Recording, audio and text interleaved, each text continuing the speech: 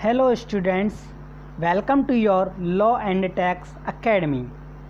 So students, आज की हम क्लास में बातें करेंगे जीएसटी रजिस्ट्रेशन के ऊपर। मीन्स जीएसटी नंबर लेना किन किन को मैंडेटरी है और किन को नहीं है। अगर जीएसटी नंबर ना लिया जाए तो गवर्नमेंट क्या करेगी, उस केस में ऐसा कुछ केस हम पढ़ेंगे।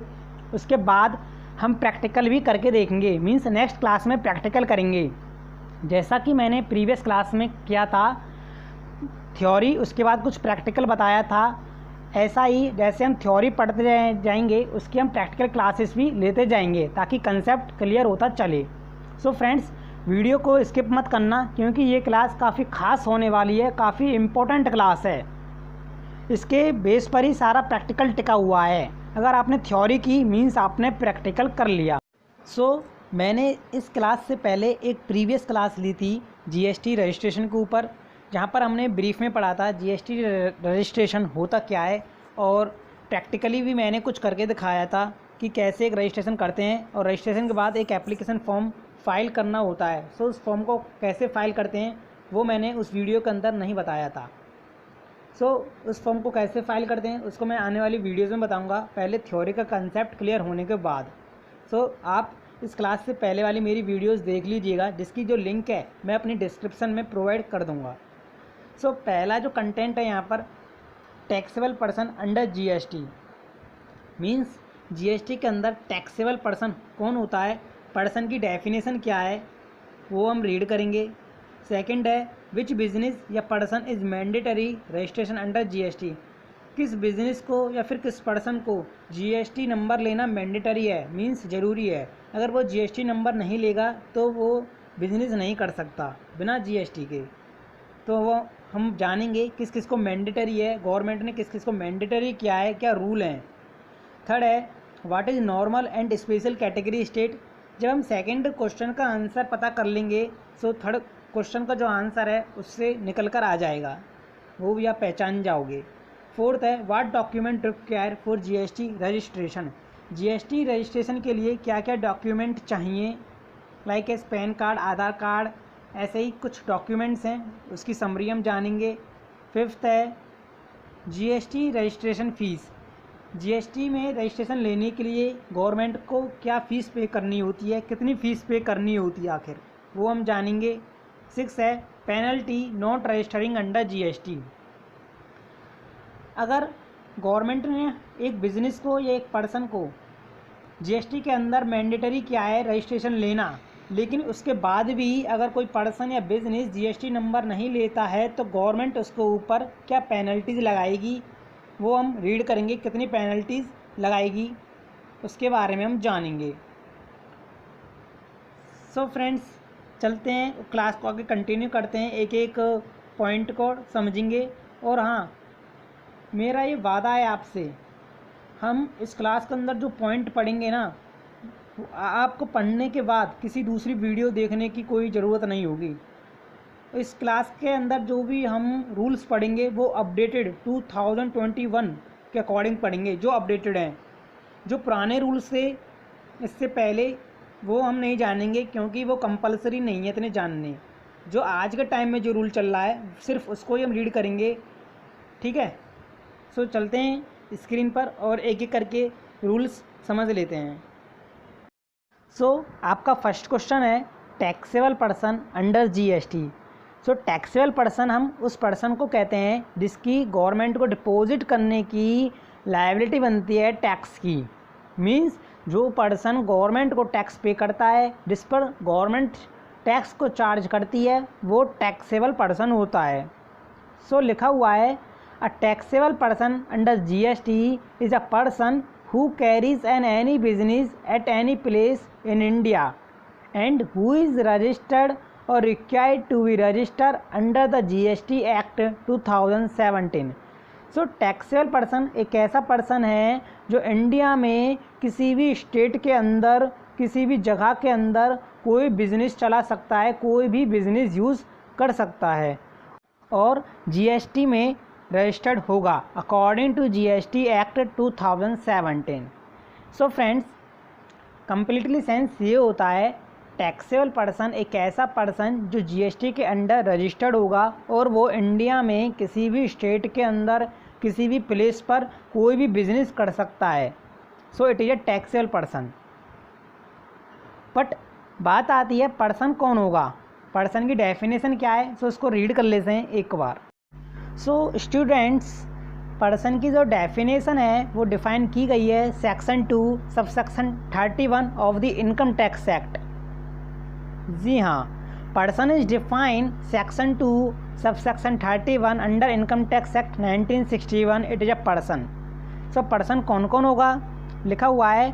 Person here includes individual, HUF means Hindu undivided family, company means public company, private company, one person company, firm, partnership firm, LLP means limited liability partnership firm जिसकी लिमिटेड लायबिलिटी होती है, बट जो firm है partnership firm इसकी unlimited liability होती है।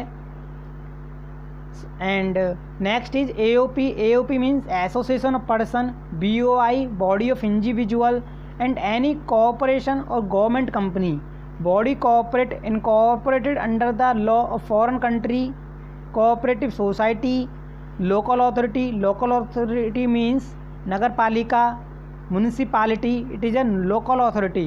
Okay, government trust, artificial juridical person. So ये जो हमारे पर्सन हैं जो सेक्शन 2 सबसेक्शन 31 के अंडर डिफाइन किए गए हैं, ये सभी हमारे पर्सन हैं। कोई कंपनी हो, कोई फर्म हो, कोई भी प्रोप्राइटर फर्म हो, LLP हो, या फिर बॉडी ऑफ इंडिविजुअल हो, या फिर AOP हो, कोई भी हो, it is a person. Individual का मतलब होता है जैसे कि हम सब, रमेश, धीरज, गीता, ऐसे it is a individual. Mostly आप सभी लोग इंडिविजुअल होंगे जो इस वीडियो को देख रहे होंगे शायद। सो पर्सन होते कौन है डिटेल के अंदर तो मैं इनकम टैक्स की जब क्लासेस आएंगी उसके अंदर डिफाइन करूँगा। सो ये पर्सन की डेफिनेशन है। ये हमारे सभी टैक्सेबल पर्सन होंगे जो जीएसटी के अंदर रजिस्ट्रेशन होंगे और कोई भी बिजनेसेस इंडिया के अंदर किसी भी स्टेट में कर सकते हैं। सो नेक्स्ट क्वेश्चन रीड कर लेते हैं कि जीएसटी के अंदर किस किस को रजिस्ट्रेशन लेना मैंडेटरी है, मींस इम्पोर्टेंट है। कौन कौन जीएसटी के अंदर रजिस्टर होगा। सो फर्स्ट पॉइंट आता है any businesses involved in the supply of goods and whose turnover in a financial year exceed ₹40 lakh for normal category state. Means ऐसा कोई भी बिजनेस जो गुड्स की सप्लाई करता है और जिसका जो टर्नओवर है किसी भी फाइनेंशियल ईयर के अंदर 40 लाख से ऊपर का चला जाता है नॉर्मल कैटेगरी स्टेट के अंदर, और ₹20 lakh for special category state. So उसको जीएसटी रजिस्ट्रेशन नंबर लेना मैंडेटरी होगा। सो नॉर्मल स्टेट कौन से हैं और स्पेशल स्टेट कौन से हैं। नॉर्मल स्टेट जो हैं उत्तर प्रदेश, हरियाणा, ऐसे कुछ स्टेट हैं, और लेकिन जो स्पेशल कैटेगरी के जो स्टेट हैं वो हिल स्टेट है, मींस पहाड़ी इलाके वाले स्टेट हैं। मिजोरम है, ऐसे आसाम है, ऐसे कुछ स्टेट हैं जो पहाड़ी इलाके वाले, वो स्पेशल स्टेट के अंदर रखे गए हैं। नॉर्मल कैटेगरी स्टेट जो पहाड़ी इलाके नहीं है वो नॉर्मल कैटेगरी के अंदर रखे गए हैं। सो ऐसा कोई भी बिजनेसेस जिसका टर्नओवर 40 लाख की लिमिट को क्रॉस कर जाता है एनुअली और वो गुड्स की सप्लाई करता है सिर्फ, सो उसको जीएसटी रजिस्ट्रेशन नंबर लेना मैंडेटरी होगा। अगर वो जीएसटी रजिस्ट्रेशन नंबर मैंडेट नहीं लेता है तो गवर्नमेंट उसको ऊपर पेनल्टी चार्ज कर सकती है। सो आइए दूसरा पॉइंट समझ लेते हैं और उसके बाद नॉर्मल स्टेट और स्पेशल कैटेगरी स्टेट को भी हम रीड करेंगे। सो इसके अंदर सेकंड पॉइंट है any business involved in the supply of service and whose turnover in a financial year exceed ₹20 lakh in normal category state and ₹10 lakh for special category state। Means कोई भी business जो service की supply करता हो और जिसका turnover जो है 20 लाख से ऊपर का चला जाता है एनुअली किसी नॉर्मल कैटेगरी स्टेट के अंदर, और 10 लाख लिमिट रखी गई है स्पेशल कैटेगरी स्टेट के अंदर। अगर बिजनेस का टर्नओवर जो सप्लाई करता है सर्विसेज की अगर उसका टर्नओवर इन लिमिट को क्रॉस कर जाता है तो उसको जीएसटी रजिस्ट्रेशन नंबर लेना मैंडेटरी होगा। सर्विसेज कैसी, जैसे कि किसी को कंसल्टेंसी सर्विस या फिर अदर कई टाइप की सर्विसेज होती हैं, इलेक्ट्रिसिटी सर्विस। इसके अंदर फ्रेंड्स थर्ड पॉइंट आता है, if your turnover is supply of only exempted goods या services which are exempt under GST this clause does not apply. अगर आपके बिजनेस का जो टर्नओवर है, मींस अगर आपका बिजनेस जो है किसी गुड्स या सर्विसेज की सप्लाई करता है जो जीएसटी के अंदर एग्जेम्प्ट हैं, मींस उन पर जीएसटी रेट अप्लाई नहीं है, 5%, 12%, 18% या 28% रेट जो जीएसटी के अंदर डिफाइन किए गए हैं वो अप्लाई नहीं हो रहे हैं, अगर वो एग्जेम्प्टेड है कोई गुड्स या फिर सर्विसेज जो कि एग्जेम्प्ट है जीएसटी के अंदर, यदि आप उन गुड्स और सर्विसेज को सप्लाई करते हो तो उसके लिए जीएसटी रजिस्ट्रेशन नंबर लेना मैंडेटरी नहीं होगा। ठीक है। सो लास्ट में लिखा हुआ है उसके बाद, some normal category state have choose to continue with existing limit of ₹20 lakh and some special category state have opted for an increased limit of ₹40 lakh. So इससे पहले मैंने 2 पॉइंट्स के अंदर बताया था कि गवर्नमेंट ने जीएसटी एक्ट के अंदर नॉर्मल कैटेगरी स्टेट में 40 लाख रुपए की लिमिट रखी है। सो जिस बिज़नेस का टर्नओवर 40 लाख की लिमिट को क्रॉस कर जाता है उसको जीएसटी रजिस्ट्रेशन नंबर लेना मैंडेटरी है।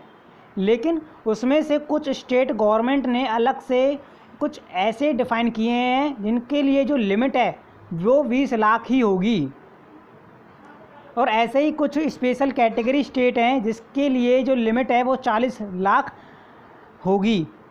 बाय डिफ़ॉल्ट 2 पॉइंट्स के अंदर जो थी स्पेशल कैटेगरी स्टेट के अंदर 20 लाख रुपए लिमिट थी, लेकिन गवर्नमेंट ने कुछ स्टेट्स को डिफ़ाइन किया है अलग से जिसके लिए लिमिट जो है 40 लाख ही रखी गई है। जैसे कि जम्मू एंड कश्मीर और आसाम, इनके लिए जो लिमिट है वो 40 लाख ही है। अगर उनमें बिज़नेस टर्नओवर अगर उनका 40 लाख से ऊपर का चला जाता है तो ही उनको जीएसटी नंबर लेना होगा, वो हम नेक्स्ट पढ़ेंगे अभी।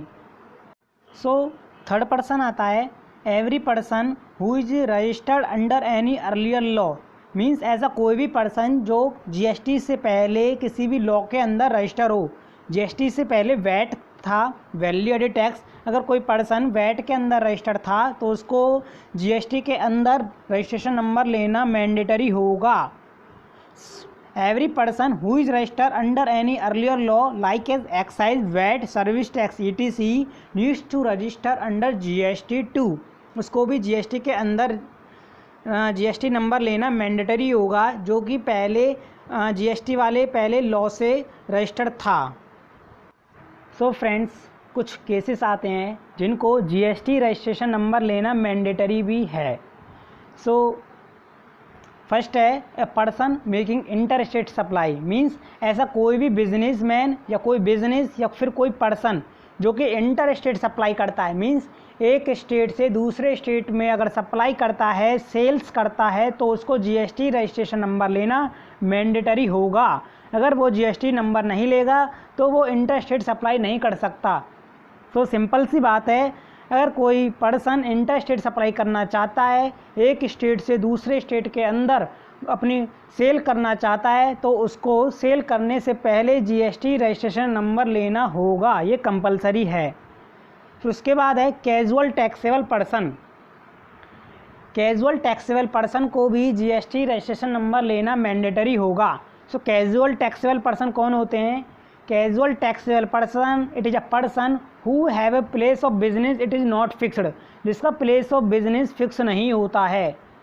मीन्स सपोज मान लेते हैं एक पर्सन है जिसका जो बिज़नेस है वो हैदराबाद में है, लेकिन वो अपनी कंसल्टेंसी सर्विस जो है यूपी, हरियाणा, पंजाब ऐसे स्टेटों में प्रोवाइड करता है। सो गवर्नमेंट ने क्या कहा, अगर तुमको इस जगह पर भी अपना बिज़नेस करना है जहाँ पर तुम्हारा कोई बिज़नेस का प्लेस नहीं है, तो इसके लिए तुमको एक कैजुअल टैक्सेबल पर्सन बनना होगा जिसके अंदर आपको रजिस्टर होना होगा। सो जीएसटी रजिस्टर जो ये पर्सन होगा कैजुअल के अंदर, उसको 90 दिनों तक एक जीएसटी नंबर दिया जाता है। 90 दिन मतलब 3 महीने के लिए सिर्फ। सो उसके बाद वो है सप्लाई कर सकता है किसी दूसरे स्टेट्स के अंदर। इसको हम डिटेल में कवर करेंगे नेक्स्ट क्लासेस में। ऐसे ही उसके बाद आता है non resident taxable person, means जो इंडिया का पर्सन नहीं है। अगर वो इंडिया में कोई गुड्स या सर्विसेज सप्लाई करता है तो उसको नॉन रेजिडेंट टैक्सेबल पर्सन कहा जाएगा। उसको जीएसटी नंबर लेना मैंडेटरी होगा। फिर उसके बाद पॉइंट आता है agent of a supplier. Friends, supplier के कई एजेंट्स होते हैं जो कि सप्लायर से गुड्स को लेकर अपने कस्टमर को सप्लाई करते हैं। So it is agent of a supplier. So ऐसे एजेंट्स को जीएसटी के अंदर रजिस्ट्रेशन नंबर लेना मैंडेटरी होगा। बिना जीएसटी नंबर के वे गुड्स की सप्लाई नहीं कर सकते हैं। ठीक है, तो कुछ पॉइंट्स और डिफाइन किए गए हैं इसके अंदर। फर्स्ट है those paying tax under reverse charge mechanism. Reverse charge mechanism short में बोलें तो हम आरसीएम, मीन्स ऐसा कोई पर्सन जो आरसीएम के बेस पर टैक्स को पे करता है उसको जीएसटी के अंडर जीएसटी नंबर लेना मैंडेटरी होगा। आरसीएम का मतलब क्या होता है फ्रेंड्स?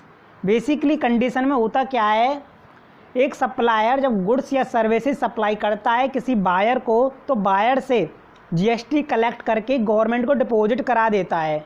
लेकिन आरसीएम के केस में क्या होता है, जो बायर जो होता है कोई किसी सप्लायर से गुड्स या सर्विसेज जब परचेज करता है तो पेमेंट करते टाइम जीएसटी पे नहीं करता है। जी हाँ, बायर सप्लायर को जीएसटी पे नहीं करता है, टैक्स पे नहीं करता है। वो सीधे टैक्स सप्लायर को पे ना करके गवर्नमेंट को डिपॉजिट करा देता है बायर। तो इसको हम कहते हैं रिवर्स चार्ज मैकेनिज्म। रिवर्स का मतलब रिवर्स, बेसिकली कंडीशन से ये रिवर्स चलता है, रिवर्स उल्टा। बेसिकली सप्लायर कलेक्ट करके टैक्स को गवर्नमेंट को डिपॉजिट कराता है, लेकिन ये रिवर्स चार्ज मैकेनिज्म में ये केस जो होता है रिवर्स चलता है। बायर सप्लायर को टैक्स ना देकर सीधे गवर्नमेंट को डिपॉजिट करा देता है। लेकिन कौन सी कंडीशन में डिपॉजिट कराएगा वो हम नेक्स्ट क्लासेस में कवर करेंगे। फिर पॉइंट आता है इनपुट सर्विस डिस्ट्रीब्यूटर। एक कंपनीज की, या फिर मैं यूँ कहूँ एक ऑफिस की कई ब्रांचेस होती हैं। सो उन ब्रांचेस पे आईटीसी को डिस्ट्रीब्यूट करने के लिए एक इनपुट सर्विस डिस्ट्रीब्यूटर को जीएसटी के अंदर रजिस्ट्रेशन नंबर लेना मैंडेटरी होगा। सपोज़ एक ब्रांच के पास कई ज़्यादा आईटीसी है, सो दूसरी जो उसकी ब्रांचेस हैं उनके पास आईटीसी नहीं है लायबिलिटी को सेटअप करने के लिए। सो उस एक ब्रांच पर से आईटीसी को डिस्ट्रीब्यूट किया जाता है, ट्रांसफ़र किया जाता है अदर ब्रांचेस पे। सो जिसके लिए जीएसटी नंबर लेना मैंडेटरी है। फिर उसके बाद थर्ड पॉइंट आता है e commerce operator. Who is e commerce operator? Like as Flipkart, Amazon, it is a e commerce operator, जो कि एक सप्लायर को अपनी सर्विस प्रोवाइड कराते हैं। जैसे ई कॉमर्स अमेज़ॉन और फ्लिपकार्ट एक सप्लायर को, एक दुकानदार को अपनी सर्विस प्रोवाइड कराता है गुड्स को सप्लाई करने तक की, कस्टमर को गुड्स की सप्लाई करने तक की। सो ऐसे ई कॉमर्स ऑपरेटर्स को जीएसटी रजिस्ट्रेशन नंबर लेना मैंडेटरी होगा। फिर लास्ट पॉइंट है person who supply, that is E commerce operator. ऐसे बिजनेसमैन या फिर ऐसे दुकानदार, ऐसे होलसेलर जो कि अपने गुड्स को सप्लाई करते हैं वह ई कॉमर्स ऑपरेटर, ई कॉमर्स ऑपरेटर के थ्रू, अमेज़न के थ्रू, फ्लिपकार्ट के थ्रू अपनी गुड्स को सप्लाई करते हैं। सो उनको भी जीएसटी नंबर लेना मैंडेटरी होगा। ठीक है, सो हमने पढ़े किस किस को जीएसटी रजिस्ट्रेशन नंबर लेना मैंडेटरी है। अगर ये पर्सन जीएसटी नंबर नहीं लेते हैं तो बिना जीएसटी के ये बिज़नेस नहीं कर सकते हैं। अगर इन्होंने बिना जीएसटी नंबर के बिज़नेस किया भी, कोई ट्रांजैक्शन की और गवर्नमेंट को पता चल गया तो गवर्नमेंट इनको ऊपर पेनल्टीज़ लगा देगी, और इतनी भारी पेनल्टीज़ लगाएगी, इनको जीएसटी नंबर लेना पड़ेगा ही पड़ेगा, ये कंपलसरी है। फिर सो आगे और देख लेते हैं क्या क्या पॉइंट्स हैं। सो स्टूडेंट्स, आपका थर्ड क्वेश्चन आता है इसमें, what is normal and special category state. जैसा कि मैंने पीछे पॉइंट्स में बताया था फर्स्ट और सेकंड पॉइंट्स के अंदर, ऐसे कोई बिजनेसमैन या कोई पर्सन जो गुड्स की सप्लाई करता है और जिसका टर्नओवर 40 लाख को क्रॉस कर जाता है नॉर्मल कैटेगरी स्टेट के अंदर और 20 लाख स्पेशल कैटेगरी स्टेट के अंदर। सो ये नॉर्मल कैटेगरी स्टेट और स्पेशल स्टेट कौन कौन से स्टेट हैं, गवर्नमेंट ने जीएसटी के अंदर कौन कौन से स्टेट्स को डिफ़ाइन किया है नॉर्मल में और स्पेशल में। हम नॉर्मल कैटेगरी स्टेट और स्पेशल कैटेगरी स्टेट को देख लेते हैं कौन कौन से स्टेट्स के अंदर आखिर डिफ़ाइन किया गया है।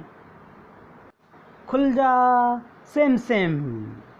फ्रेंड्स, ये है वो normal category state. Left hand side में देखिए, पहली हेडिंग है नॉर्मल कैटेगरी स्टेट, फिर दूसरी है normal category states who choose status, and third है special category state, and fourth है special category state who operate new limit ₹20 lakh.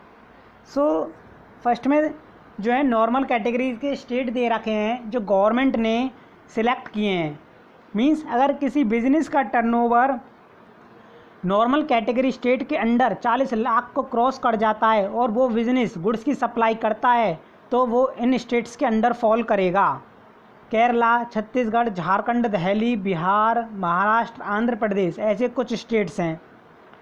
लेकिन फ्रेंड्स, तेलंगाना जो है, तेलंगाना भी नॉर्मल कैटेगरी स्टेट के अंदर फॉल करेगा। हालांकि तेलंगाना जो है स्पेशल कैटेगरीज़ के अंडर फॉल करता है, लेकिन गवर्नमेंट ने तेलंगाना को अलग रखा है और कह दिया है बिजनेसमैन से अगर कोई भी तेलंगाना के अंदर जीएसटी रजिस्ट्रेशन नंबर लेता है तो वो उसका जो टर्नओवर है 40 लाख का ही माना जाएगा। फिर उसके बाद आते हैं special category state.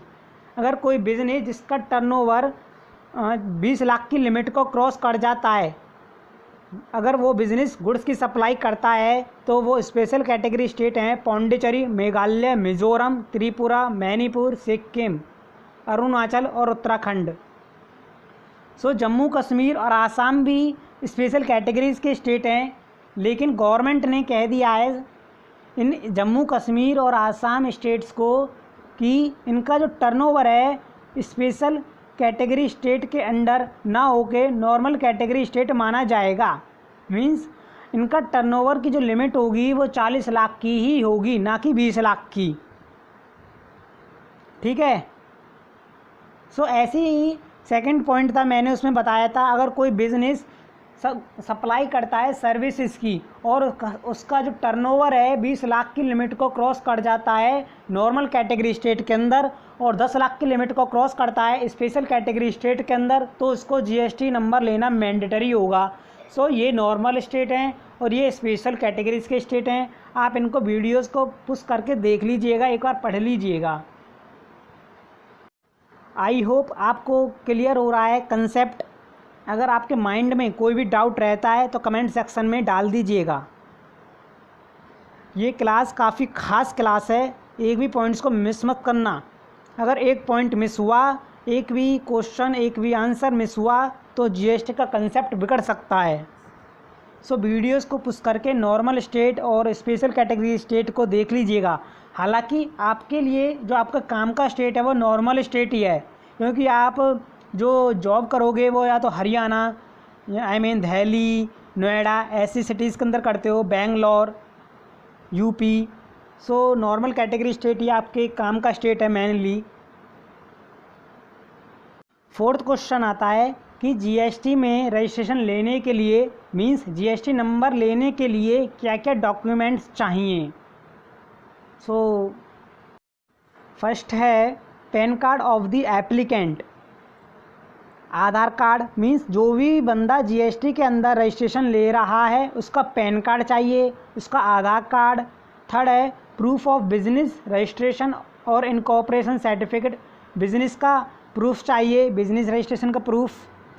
Identity and address proof of promoter, यानी कि जो ऑनर है उसका आइडेंटिटी प्रूफ चाहिए like as Aadhaar card. Address proof of the place of business, जिस जगह पर आपका बिजनेस है उसका प्रूफ चाहिए, मींस आप इसमें इलेक्ट्रिसिटी बिल की कॉपी लगा सकते हो। बैंक अकाउंट स्टेटमेंट और कैंसल चेक। आपको कुछ ये डिटेल्स चाहिए होती हैं एक जीएसटी नंबर को लेने के लिए। सो जीएसटी नंबर लेते कैसे हैं, मैंने इसके लिए अपनी प्रीवियस क्लास में डिफ़ाइन किया था प्रैक्टिकली। जीएसटी नंबर लेने के लिए सबसे पहले एक खुद को अपने आप को जीएसटी के पोर्टल पर रजिस्टर करना होता है, जो कि मैंने पिछली क्लास में बताया था प्रैक्टिकल करके। फिर उसके बाद एक एप्लीकेशन फॉर्म ओपन हो जाता है, उस एप्लीकेशन फॉर्म को हम फाइल करते हैं। फिर उसके मिनिमम 1 हफ्ते के अंदर मैक्सिमम हमको जीएसटी नंबर मिल जाता है। फिर उसके बाद जो है हम अपना बिज़नेस स्टार्ट कर लेते हैं। जीएसटी नंबर लेने में कुछ नहीं है। सो इसलिए हम पहले थ्योरी कंसेप्ट क्लियर करेंगे, उसके बाद प्रैक्टिकली, क्योंकि अगर आपने थ्योरी की तो समझ लो आपने प्रैक्टिकली कर लिया। थ्योरी के बेस पर कम्प्लीटली प्रैक्टिकल टिका हुआ होता है अकॉर्डिंग टू माई व्यू। ठीक है, सो हम प्रैक्टिकल भी करेंगे, बट थ्योरी क्लासेस कंप्लीट होने के बाद एप्लीकेशन फॉर्म हम फाइल करके भी देखेंगे। सो 5th क्वेश्चन है GST registration fees. GST number लेने के लिए गवर्नमेंट को क्या फ़ीस पे करनी होती है। So free. जी हाँ, जीएसटी नंबर लेने के लिए आपको गवर्नमेंट को कोई भी फ़ीस पे नहीं करनी होती है। इसकी कोई फ़ीस नहीं है, ये फ्री ऑफ कॉस्ट है। अगर आप एक सीए के थ्रू या फिर एक आप प्रोफेशनल की हेल्प से जीएसटी नंबर लेते हो तो प्रोफेशनल अपनी फ़ीस चार्ज करेगा आपसे, लेकिन गवर्नमेंट कोई भी फ़ीस चार्ज नहीं करेगी। ये फ्री ऑफ कॉस्ट ले लिया जाता है। So students, it is the last question of this class.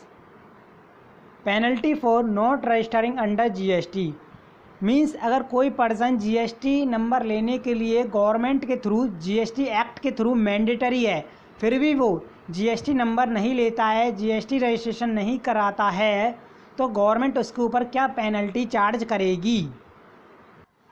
So according to the section 122 of the CGST act, any taxable person who falls to register under GST even if he or she is illegally bound as per the GST Act need to pay amount of penalty 10,000. So friends, according to section 122, अगर कोई person GST के under registration नहीं कराता है, GST number नहीं लेता है, सो उसको गवर्नमेंट के थ्रू 10,000 की पेनल्टी लग सकती है। सो जीएसटी के अंडर रजिस्ट्रेशन कराना कंपलसरी है। हालांकि मोस्टली केसेस में मोस्टली बिजनेसेस जीएसटी के अंडर रजिस्ट्रेशन करा कर ही अपना बिजनेस करते हैं, वो ऐसी पेनल्टी को फेस नहीं करते हैं। सो मेरे ओपिनियन से जीएसटी नंबर लेना काफ़ी बेनिफिटल है एक बिज़नेस के लिए, क्योंकि उसमें जो आईटीसी है, आईटीसी का बेनिफिट मिल जाता है एक बिज़नेस को, जिससे उसकी इनकम होती है, एक एक्स्ट्रा इनकम जिसको हम कह सकते हैं।